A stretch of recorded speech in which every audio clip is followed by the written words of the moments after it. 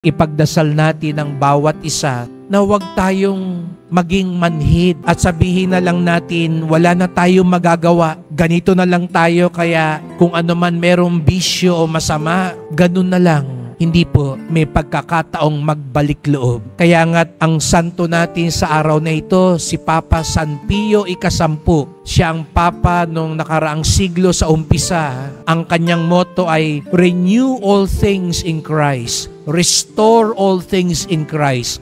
Papanibaguhin ang lahat kay Kristo sapagkat naniniwala siya, tayong lahat tinatawag ng Diyos. Tayong lahat may pag-asa dahil sa awa ng Diyos. Tayong lahat tinatawag magsumikap dahil ang Diyos din nagsusumikap tawagin at panibaguhin tayo.